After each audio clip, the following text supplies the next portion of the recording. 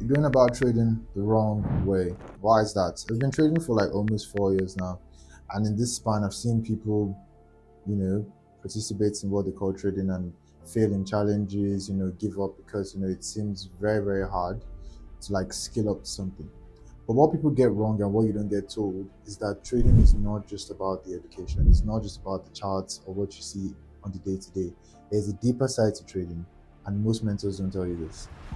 So when I first started trading, I came in with the idea like everyone else, just get the course, master the fundamentals, and then you're good. But that won't help. That won't help you all the time. The thing you need to learn when it comes to trading is to master your psychology. And this is an aspect of trading that is not talked about a lot. And it's intentional why it's not talked about a lot, because this is what actually makes you profitable. And if mentors were more focused on this, then maybe you will not have to keep renewing every month. But hold on, let me break it down for you. It's not just about reading Aristotle books or reading Think and Grow Rich. It's actually about mastering yourself. You understand? So when it comes to psychology, how do we gain this? First, you have to spend time with the market. That is very important. You can't achieve anything without giving it some time.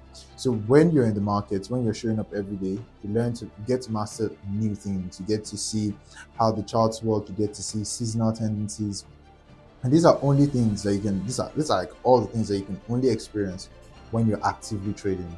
You can't read this in a book. You can have mentors, you can have people guide you. That is perfect. You actually do need someone to guide you when it comes to trading. But you cannot cheat the process of psychology. That is like the foundation of everything. So there are three main important things that I tell people when it comes to trading that messes everything up. That's fear, that's greed, and that's impatience. Now, you need to master these three things. Now, mostly when we talk about fear, we have something we call FOMO, the fear of missing out. This is when you see a trade go in your direction. I'm sure you probably have trades like that you predicted. You already said this was where it was going to go. And then all of a sudden, you were too afraid to take the trade, then start moving in your direction. And you're like, the first step is, oh, I need to catch this trade. But that trade has gone. It's like a train, when you get to the train station and you already missed that train, you can't run on the tracks trying to catch that train. It's gone. So what you have to do is that you have to wait for the next train. That's how you trade a setup. That's how you plan a setup. So that this is how it is. There are two time zones, and I know, like, I don't know if most people know about this, but like we have three actually. We have the London session, we have the New York session, and the Asia session. So most people don't even know about this. So when it comes to missing out, you've missed the trade, you have to wait for the next trade. You can't just hop onto it, because when you do, not only are you increasing your risk, but now you are more afraid because you were not even prepared to enter that trade. So now let's talk about greed. Now, this is something that happens to most people, not just in trading, but it's human. It's human nature to be greedy. We just can't get enough. So, how do you curb greed? You actually have to master this outside of life, because you can't be a greedy person and be a profitable trader. It doesn't work that way. Sometimes when you're in trades and you've already like hit your targets for the day, let's say you're trading $100 account and you hit $20 for the day, and you're like, wow, I made this $20 in 5 minutes.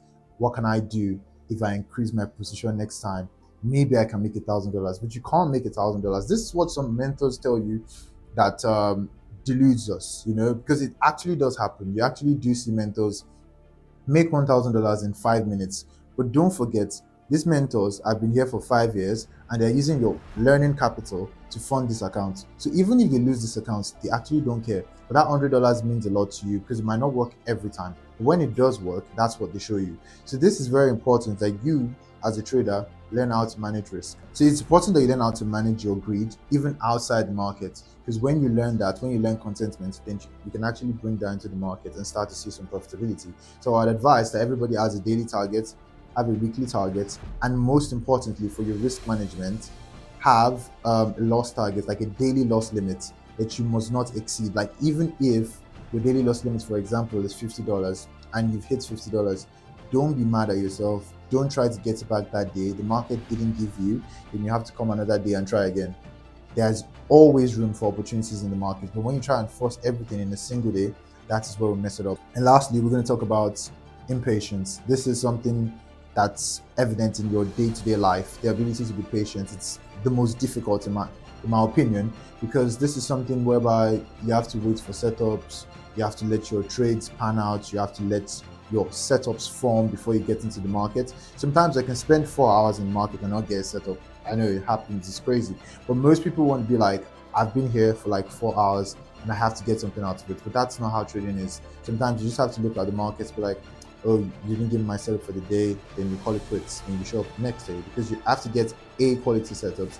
There are high quality setups and there are low quality setups. And this is what you need to figure out. And all these things lead down to your psychology. Who are you outside the market? Are you a generous person? Are you a patient person? Are you a greedy person, or are you content? So this is how you actually master yourself. You have to master yourself before you master the markets, because the market is not really about the candlesticks. It's about you. It's about your psychology. It's trying to test you. Are you a greedy person or not? That's trading in general. So you're actually trading your emotions rather than the candlesticks. So this is why most mentors don't talk about this, because this is the key and like the escape to profitability.